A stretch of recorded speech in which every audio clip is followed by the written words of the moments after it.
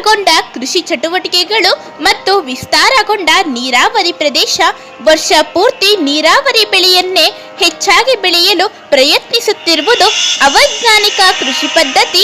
ಒಂದೇ ಜಮೀನಿನಲ್ಲಿ ಹಲವಾರು ಕೊಳವೆ ಬಾವಿ ಕೊರೆಸುವುದು, ಪೈಪೋಟಿಯಿಂದ ಒಂದೇ ಪ್ರದೇಶಗಳಲ್ಲಿ ಹೆಚ್ಚು ಕೊಳವೆ ಬಾವಿಗಳನ್ನು ಆಳದಲ್ಲಿ ಕೊರೆಸುವುದು ಹಾಗೂ ಅಗತ್ಯಕ್ಕಿಂತ ಹೆಚ್ಚು ನೀರನ್ನು ಕೃಷಿಗೆ ಬಳಸುವುದಲ್ಲದೆ ಹಣದಾಸೆಯಿಂದ ನೀರನ್ನು ಸಂಗ್ರಹಿಸಿ ಟ್ಯಾಂಕರ್ಗಳ ಮೂಲಕ ಮಾರಾಟ ಮಾಡುತ್ತಿರುವುದರಿಂದ ಅಂತರ್ಜಲ ಸಮಸ್ಯೆಗೆ ಪರಿಹಾರ ಸಿಗದಂತಾಗಿದೆ.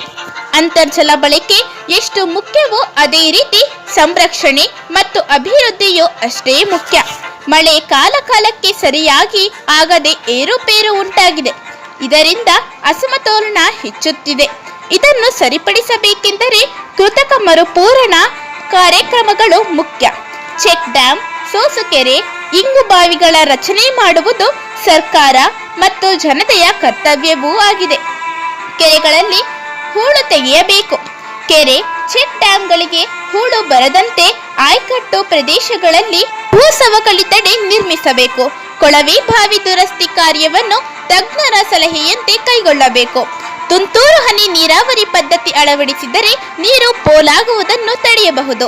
ಎಲ್ಲದಕ್ಕಿಂತ ಮುಖ್ಯವಾಗಿ ಕೆರೆ ಕಾಲುವೆಗಳನ್ನು ಸಂರಕ್ಷಣೆ ಮಾಡುವ ಮೂಲಕ ಮಳೆ ನೀರು ನೆಲದಾಳದಲ್ಲಿ ಇಂಗುವಂತೆ ಮಾಡಲು ಪ್ರತಿಯೊಬ್ಬರೂ ಪ್ರತಿಜ್ಞೆ ಮಾಡಿ ಅದನ್ನು ಕಾರ್ಯರೂಪಕ್ಕೆ ತರಲು ಪ್ರಯತ್ನಿಸದಿದ್ದರೆ ಅಂತರ್ಜಲ ಬತ್ತಿ ಭೂಮಿ ಬರಡಾಗುವುದರಿಂದ ಜೀವಕುಲ ನಶಿಸುವುದರಲ್ಲಿ ಅನುಮಾನವೇ ಇಲ್ಲ.